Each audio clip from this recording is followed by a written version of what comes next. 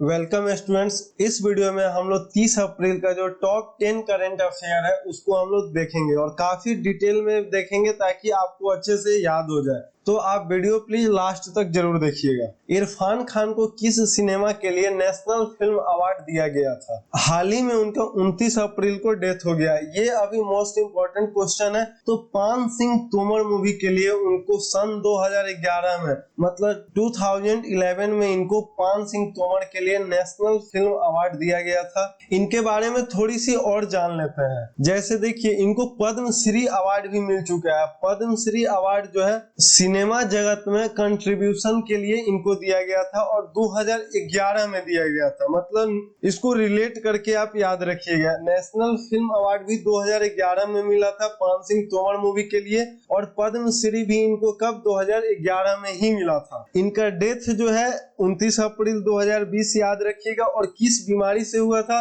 तो neuro endocrine tumour, जो कि 2018 में डिटेक्ट हुआ था, आज से 2 साल पहले। और लंदन में इनका इलाज चल रहा था। फिर ये 19 में जो है इंडिया वापस आ गए थे। तो न्यूरो इंडोक्राइन ट्यूमर के कारण इनका डेथ हुआ 29 अप्रैल 2020 को। काफी नेचुरल एक्टिंग करते थे और वर्सेलिटी था, मतलब अलग अलग तरीके का अलग अलग जॉनर का एक्टिंग करते थे, जिसके कारण इनको one of the finest actor, one of the best actor of Bollywood माना जाता था। नेक्स्ट क्वेश्चन है अपना, अभी हाल ही में हुए नोकिया एयरटेल की डील का मुख्य लक्ष्य क्या है? देखिए, आपसे अमाउंट एग्जाम में नहीं पूछा जाएगा कि कितने करोड़ का हुआ है, क्योंकि आप एक अफसर बनने जा रहे हैं। आपसे अमाउंट नहीं याद रखाएगा, आपको मकसद पता होना चाहिए। एक अफसर को लक्ष्य के बारे में पता होता है, अमाउंट के बारे में याद रखना उतना जरूरी नहीं है। तो इसका जो मेन एम है, ये नोकिया एयरटेल डील जो 7,636 करोड़ लगभग $1 बिलियन का ये डील है।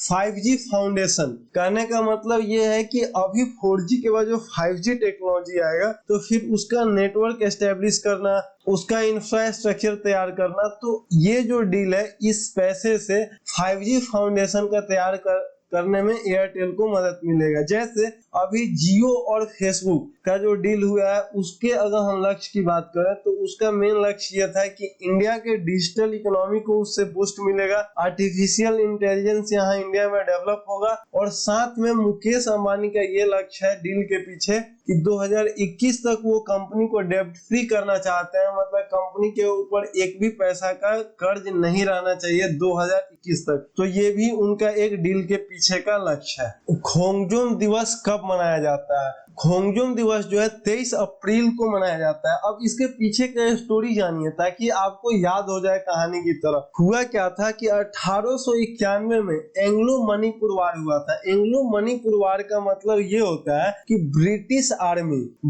आर्मी और मणिपुर के यूथ, मणिपुर का जो वहां पे राजा थे, उनके सैनिक के बीच में लड़ाई हुआ था। लड़ाई इसलिए था कि ब्रिटिश जो है कब्जा कर रहे थे, तो वो लोग ब्रिटिश से अपने आप को मुक्त कराने के लिए, अपने जमीन को वहां से उनसे आजाद कराने के लिए उन्होंने ये लड़ाई लड़ी थी। इसमें हालांकि जीत जो है ब्रिटिश आर्मी की हुई थी और जो मणिपुर का आर्मी थे उनकी हार हुई थी। लेकिन उनके याद में हर एक वर्ष 23 अप्रैल को खोंगजोम दिवस मनाया जाता है। उन वीर सपूतों के याद में जिन्होंने अपने धरती के आजादी के लिए ब्रिटिश आर्मी से लड़ते लड़ते वहां शहीद हो गए। तो उनके याद में हर एक साल जो है खोंगजोम दिवस मनाया जाता है। अब आप ये समझिए, मणिपुर, एंग्लो मणिपुर वार का हम यहाँ बात किए तो ये जो जहाँ जगह पड़ता है वहां पे स्मारक भी बनाया गया है, जो कि वन ऑफ द मेन जो है टूरिस्ट अट्रैक्शन है नॉर्थ ईस्ट इंडिया का। और ये कहाँ किस स्टेट में पड़ता है? मणिपुर। मणिपुर का कैपिटल क्या हो जाएगा? इम्फाल हो जाएगा। और वहां के अभी मुख्यमंत्री कौन है? नोंगथोम बाम बीरेन सिंह। नोंगथोम बाम बीरेन सिंह जो है वहां के मुख्यमंत्री हैं। तो इतना कुछ आप याद रखिएगा। किस राज्य ने राज्य सरकार ने 1 साल के लिए सरकारी नौकरी देने पर रोक लगा दिया? हरियाणा सरकार के द्वारा अभी रिसेंट में हाल ही में ये चीज अनाउंस किया गया कि अगले 1 साल तक कोई भी सरकारी वैकेंसी नहीं निकलेगा, कोई अब नया बहाली नहीं होगा। और साथ में लीव ट्रैवल कंसेशन, ध्यान से सुनिएगा, लीव ट्रैवल कंसेशन, इसका मतलब ये होता है कि जो लोग पहले से ऑफिसर हैं, पहले से जो लोग सरकारी अफसर हैं उस राज्य में, तो जब भी वो लोग छुट्टी पे जाते हैं तो उनका ट्रेवल का खर्चा जो होता है वो किसके द्वारा, सरकार के द्वारा उठाया जाता है। तो उस खर्च को भी जो है अब सरकार नहीं उठाएगी। अब अगले 1 साल तक उनको कोई travel concession, leave travel concession नहीं दिया जाएगा। किस राज्य सरकार ने पत्रकार के लिए 15 लाख का बीमा राशि घोषित किया है? तो उड़ीसा गवर्नमेंट के द्वारा अभी रिसेंट में ये चीज अनाउंसमेंट किया गया है।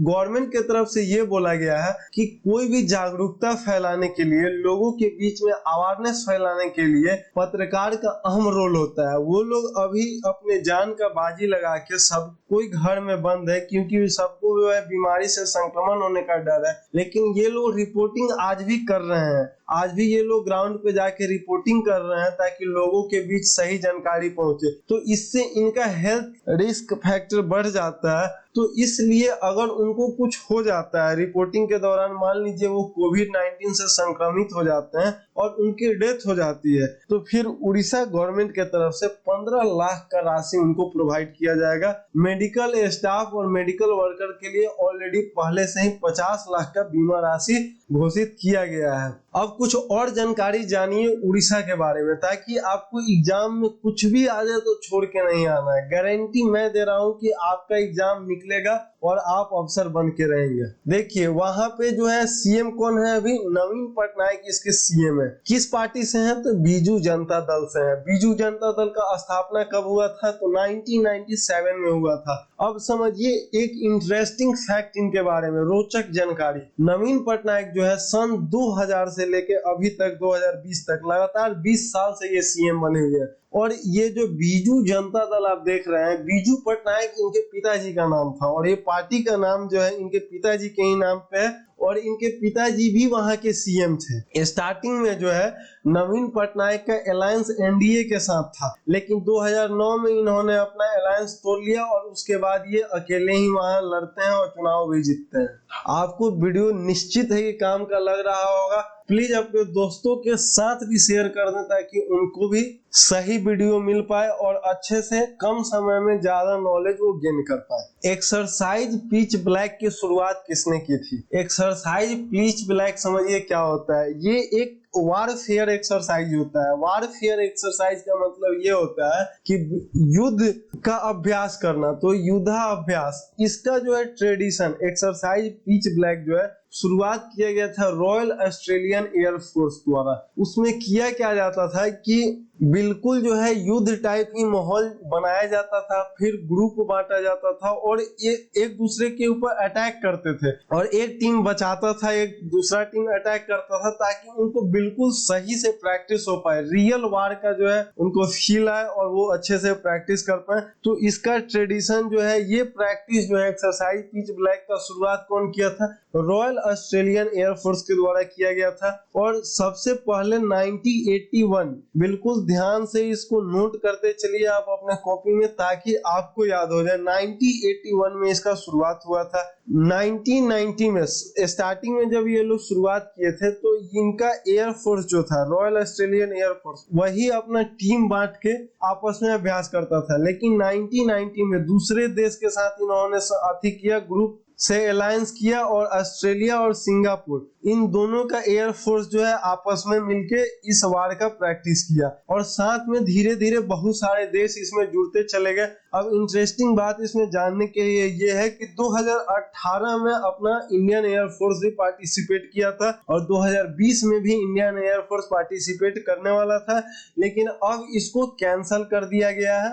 ये 27 जुलाई से 14 अगस्त के बीच में होना था 2020 में, लेकिन कोविड-19 पेंडेमिक के कारण अब इसको कैंसिल किया जा चुका है। किस राज्य सरकार ने 0% ब्याज पर लोन घोषित किया है? तो अभी आंध्र प्रदेश गवर्नमेंट द्वारा अनाउंस किया गया है कि आपको लोन भी मिलेगा और आपको एक पैसा इंटरेस्ट नहीं देना पड़ेगा, एक पैसा ब्याज नहीं देना पड़ेगा। मकसद समझिए क्या है, आप एक अफसर बनने वाले हैं, आपको मकसद पता होना चाहिए। इसके पीछे का मकसद ये है कि जो सेल्फ हेल्प ग्रुप है उसको बेनिफिट पहुंचाया जाए। सेल्फ हेल्प ग्रुप का मतलब होता है कि आपस में जो है 10 औरत का जनरली समूह होता है, या सेम इकोनॉमिक कंडीशन वाले जनरली गरीब लोग होते हैं या पिछड़ी जाति के लोग होते हैं, जिसमें 10-15 लोगों का समूह होता है। वो सभी लोग जो है थोड़ा थोड़ा पैसा जो है एक कॉमन अकाउंट होता है, उसमें वो लोग पैसा डालते हैं और उस अकाउंट के बेस पे उनको बैंक के द्वारा लोन दिया जाता है, जिसपे बहुत ही कम इंटरेस्ट लिया जाता है।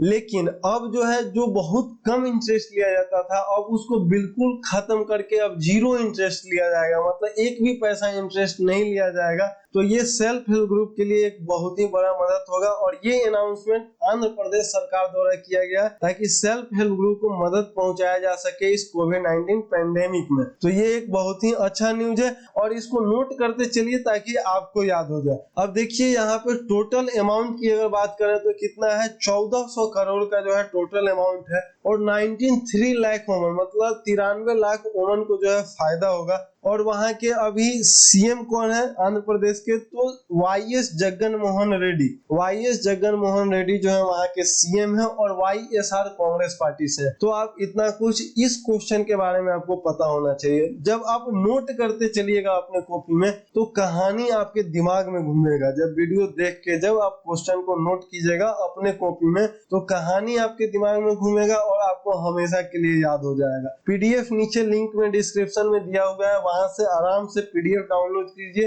मन लगा के पढ़ाई कीजिए, आपको अफसर बनने से कोई नहीं रोक सकता है, गारंटी है मेरा। ब्रिक्स समूह में कुल कितने देश हैं? इस क्वेश्चन का आंसर जो है जल्दी से कमेंट में दीजिए, क्वेश्चन में ही छुपा हुआ है। ब्रिक्स समूह में कुल कितने देश हैं? टोटल कितना लेटर है ब्रिक्स में? 5 ही देश है। अब समझिए, बी से ब्राजील, आर से रशिया, आई से इंडिया, सी से चाइना, एस से साउथ अफ्रीका। बिल्कुल आसानी से आपको याद हो जाएगा, एक बार सुन लीजिए फिर से। बी से ब्राजील, आर से रशिया, आई से इंडिया, सी से चाइना, एस से साउथ अफ्रीका। टोटल इसमें 5 देश हैं। स्थापना इसका जो है 2006 में हुआ था। स्टार्टिंग में 5 ही देश थे, लेकिन साउथ अफ्रीका 2010 में ज्वाइन किया।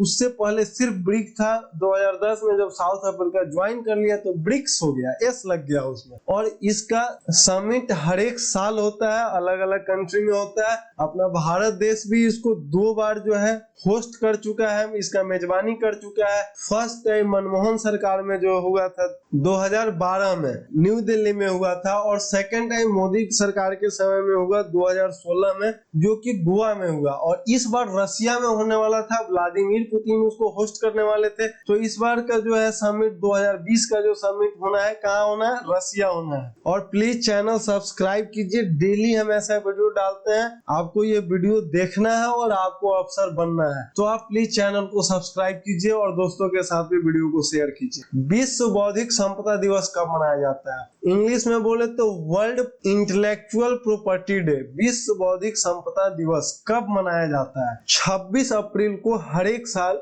वर्ल्ड इंटेलेक्चुअल प्रॉपर्टी डे मनाया जाता है। इस बार का जो इसका थीम था, innovate for a green future. अब इसका क्या मतलब है? Innovate for a green future का क्या मतलब है? देखिए, अभी बहुत ही तेजी से टेक्नोलॉजी आगे बढ़ रहा है, बहुत सारे नए तकनीक आ रहे हैं, लेकिन साथ में हम सभी जान रहे हैं कि ग्लोबल वार्मिंग भी बढ़ रहा है, पॉल्यूशन बढ़ रहा है, तो जिससे मदर अर्थ को जो है खतरा है। मदर अर्थ को खतरा है तो एक तरीके से अभी एक ट्रेडिशन लाया जा रहा है, कोशिश किया जा रहा है ताकि लोग जो है ग्रीन फ्यूचर के ऊपर काम करें। मतलब आप डेवलपमेंट कीजिए, आप इंडस्ट्री सेट कीजिए, लेकिन कुछ ऐसा उपाय ढूंढिए जिससे से कम पॉल्यूशन हो। जैसे कोयला जला के अगर आप एनर्जी प्रोड्यूस करेंगे, बिजली प्रोड्यूस करेंगे, तो स्वाभाविक है कि उससे बहुत ज्यादा स्मोक निकलता है, धुआं निकलता है, बहुत पोल्यूशन फैलेगा। तो आप उसका कुछ अल्टरनेटिव सोचिए जिससे कम से कम पोल्यूशन हो और डेवलपमेंट भी हो। तो इस बार का थीम यही था कि innovate for a green future, मतलब ऐसा कुछ प्लान,